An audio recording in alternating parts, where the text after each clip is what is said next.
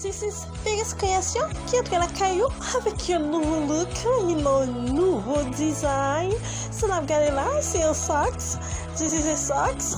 So I made a Dollar Tree, Dollar Tree, they got everything you need.